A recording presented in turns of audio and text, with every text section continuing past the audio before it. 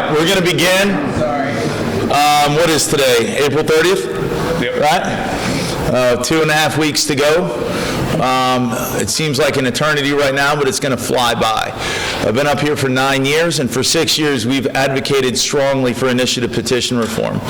So all too often the Missouri Constitution is being convoluted by out-of-state interests exerting their influence on our state with a lot of money, and they're buying the way into the Constitution. Our voters, I think, are being, deceived, if you will, and I think the threshold needs to be higher. I carried this bill for 3 years, was not able to get it across the line. I have some very good members behind me and in the caucus that have worked diligently throughout the last 3 years and the 6 years, really, to get this across the line. Time is of the essence. It's imperative that we move forward with this. I've been in communication with the Senate, advocating to get this bill done sooner than later, and that's why we're calling this news conference today. I can't thank the members behind me enough. The Committee of Gen Laws, Representative Bannerman, Representative Ed Lewis, and I could probably go on and on, Representative Mike Henderson that has carried this bill for so many years. This bill is important to Missouri citizens. It's important that we do not let outside interests cast their adverse influence on our state. Missouri voters must stand up for themselves, and this is a process to do it. I'm happy to turn this over now to Representative Alex Riley, who has steered this bill so well this year. This has been an important House priority for a number of years. Long before I ever arrived, the Speaker has been working on this, and additional seniors and juniors have been working on this for a very long time. We've gotten extremely close for a number of years, only to have it fall short. And as far as the House is concerned, we don't want to see this bill fall short again. It's an extremely important measure to safeguard our state's constitution, to make sure that we have broad support from every corner of the state before something is changed in our constitution, before our constitution is amended. And it's an extremely important day for us in the House to stand firm, to show our solidarity, and to express our support for the Senate to take up and pass the constitutional amendment reform bill that we sent over last Thursday. We're happy to take questions. Some of the House administrative staffers, through a letter, had expressed some concerns about being retaliated against for participating in the ethics committee process. Do you have any assurance for them that they're not going to, be fired or anything like that? Some things never die. I guess this one won't. I am grateful that the Ethics Committee reached the conclusion it did yesterday. I was exonerated after a long 7 months, and I think they heard evidence. I think the evidence was deduced, and I offered the explanation back in November. They came up with the right conclusion. This matter is concluded. I've been exonerated. I'm looking forward and not behind me. I came in late. I was in the Senate. Emily, glad you're here. Yeah. Some type of book.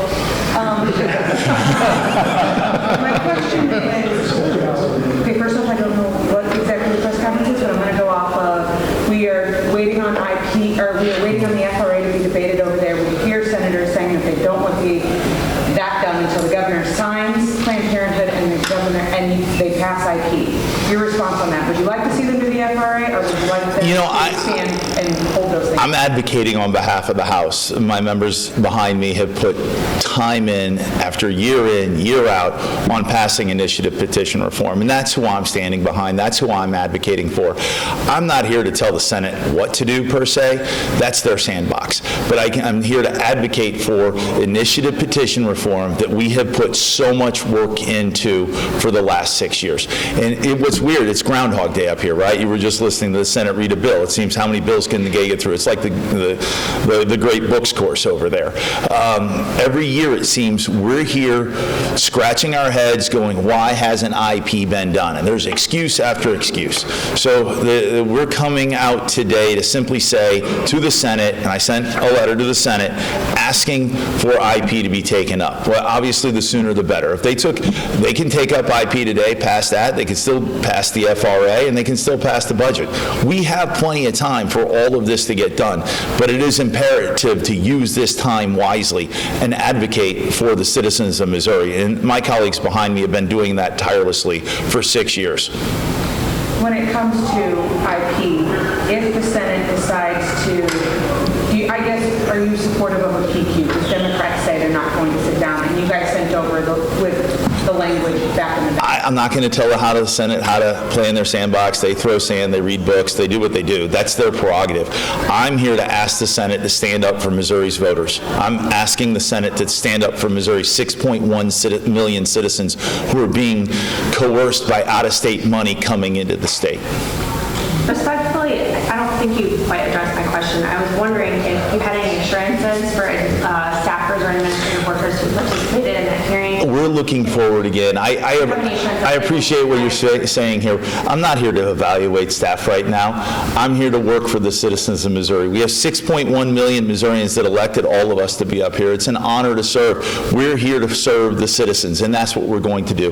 The Ethics Committee reached the right conclusion yesterday. They exonerated me. They looked at the evidence. They did their job, and I applaud the bipartisan decision that they reached. Okay, I have to go back on my question. If you got a decision, would you like to have the FRA or the IP done first? If you had a choice. The House has passed them.